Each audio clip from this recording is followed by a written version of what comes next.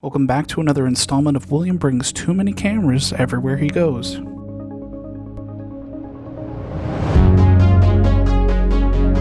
My cousin was getting married up in San Jose, so it felt like the perfect excuse to shoot way too many pictures and explore a proper road trip style shoot. So you could make an argument that these are just vacation photos, but I love them just as much as any prior shoot, because they focused on our surroundings and the emotions of being there in these beautiful pockets of California. This would be the maiden voyage for the X-T5, as I really haven't been able to take this camera anywhere tangible yet, other than a few walks and a couple simple tests. So obviously I was very excited to play with the film simulations and capture some meaningful moments with family and friends. I loaded up my Pentax with some consumer Fuji 200 and my Nikon F2 with some Portra 160. It was projected to be very sunny today. It had been raining all week. Today would be the first day of full sun, so I thought it might look nice to overexpose the 160 by one stop and get that little extra glow for the locations we'd be hitting. Or maybe I'm about to waste an entire roll of Portra. I'd be bringing a few different stocks of film for the trip, because believe it or not, I've only ever shot black and white with this Nikon, so in a lot of ways, everything would be a learning curve, which was kind of cool. It would allow me to see every day and each location in a more dissimilar way. But I really didn't want to overthink it. This trip was about the celebration of togetherness and love. And also we'd be going to a wedding.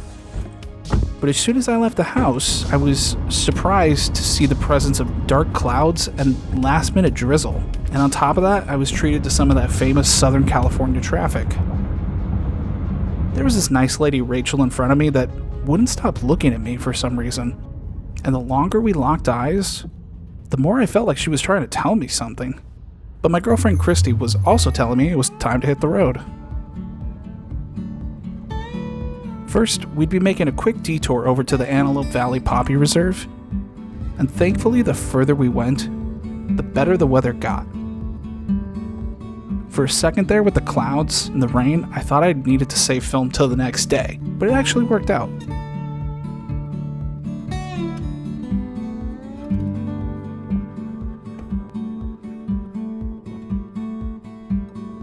I love these images. We may have been there a little early for the super bloom, this being late March, but the overall beauty, the green, the snow-capped mountains in the background really made this one of my favorite stops for the whole trip.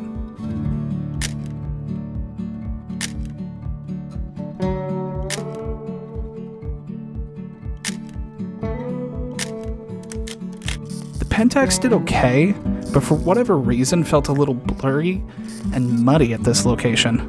However, that would not be the case for the entire trip.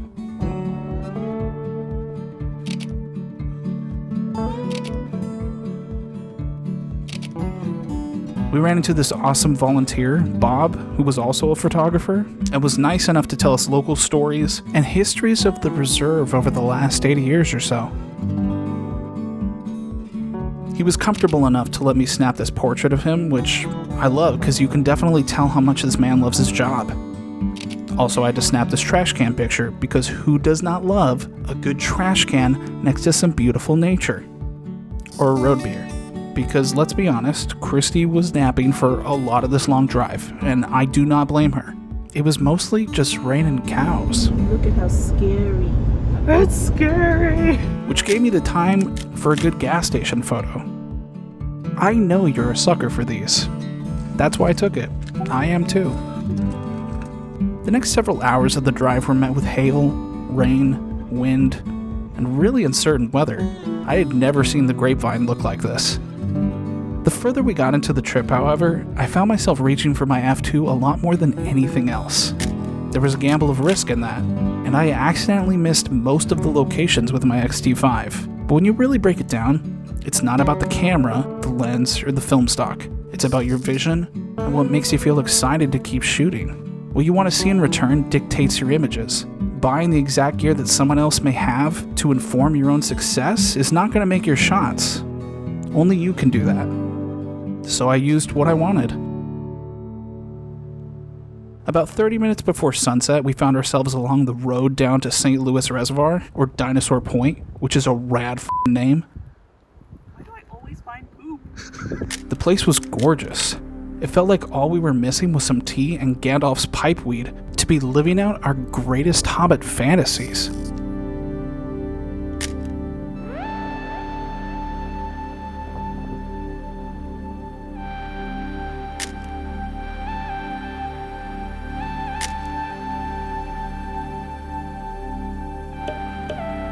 By the time we got to the hotel, we were exhausted. It had been a long drive, and we finished off the night with some drinks in the hotel lobby. Also, I got really sunburned. So for the remainder of this video, you will see a pretty cool sunburn line on my face. The next day, we realized we had a good 7 hours to kill before the wedding that night, and we had no plans.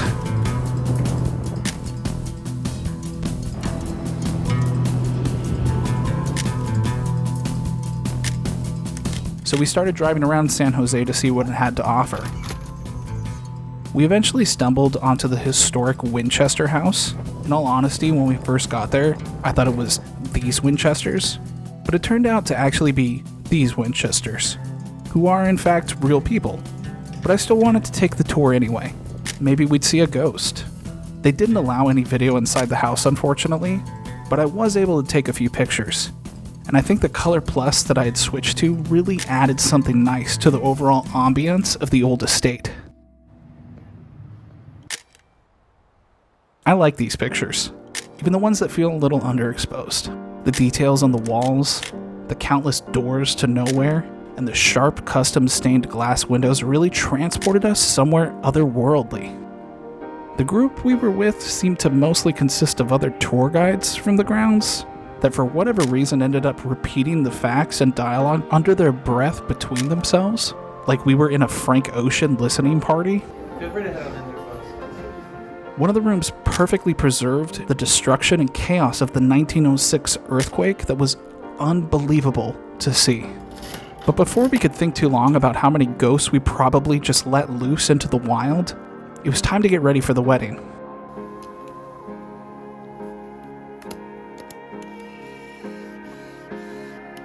I loaded up my mom's Olympus with some Ultramax and prepared myself to look snatched up.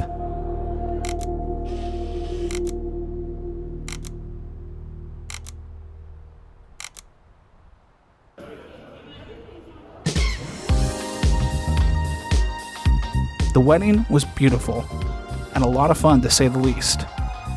Lots of family I still hadn't been able to see since before the pandemic, but these images will be left up to interpretation, as there were many drinks that night that left me not really remembering what I had shot.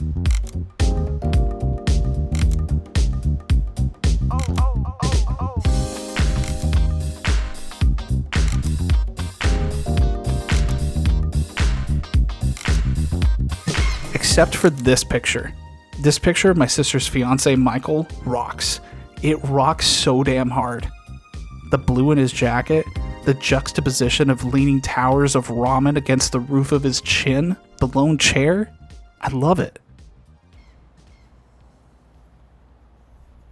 The next morning we woke up earlier, but we were definitely slower than we anticipated. You know, open bars have their effect.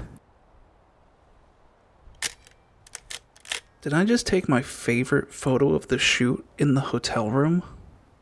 Yes. Guess I did.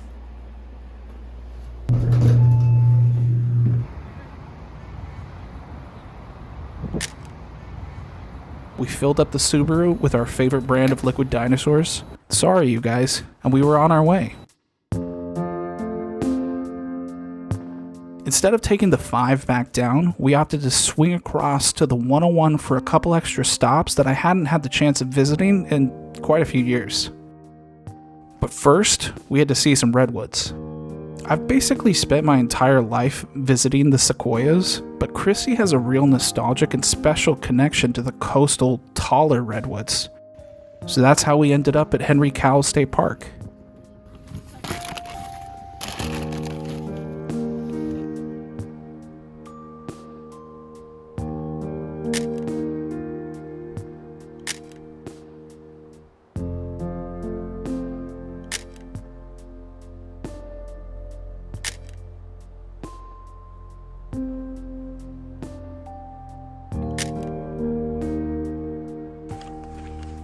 It was nearing the end of my roll of Color Plus, which had produced some amazing retro, vintage feeling colors among the trees, and then I opted for some Cinestill 400D as a way to switch things up and give a different look.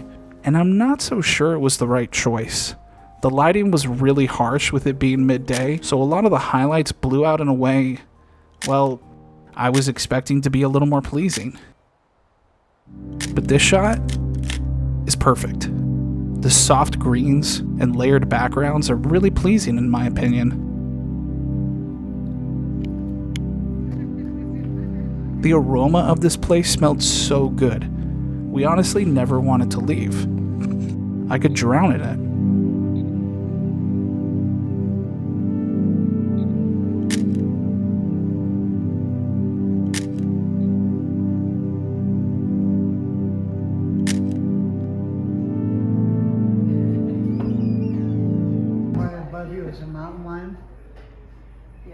But if we didn't want to do most of the drive in the dark, we'd have to.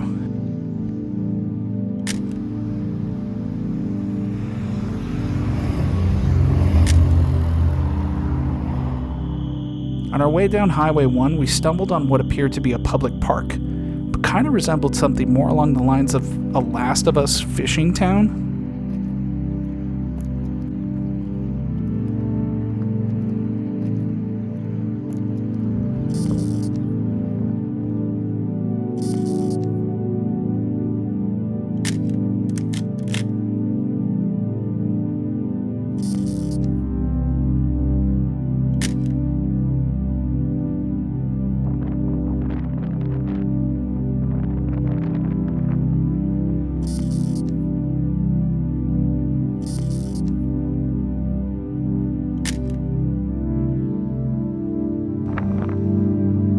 It was really rad the way plants were growing all along the different boats, reclaimed by the nature thriving around them.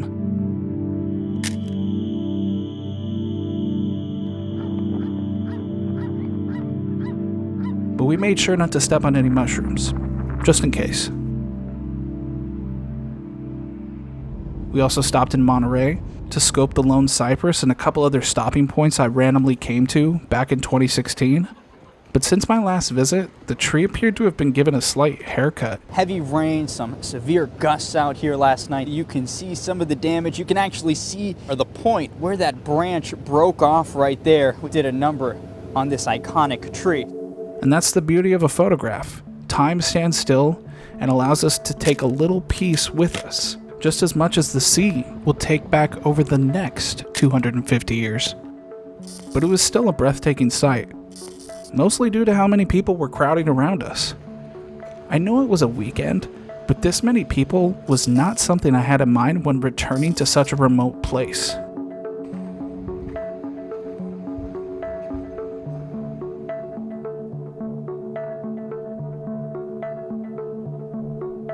We definitely lost track of time and somehow forgot to eat lunch, which brought us to our hands and knees and ended up at some random McDonald's. But there is no shame in chicken nuggets. In hindsight, my ambition back was probably a little too steep as we made our way towards our last stop before home. So to do this, we'd end up chasing the sun for the next few hours. I'm not really sure who won in the end, but we did make it just before dusk. Yeah, I think the sun might have won this time. There was a nice orange glow that outlined the rock and glimmered around the docked boats. It was a beautiful way to end our trip. We made it.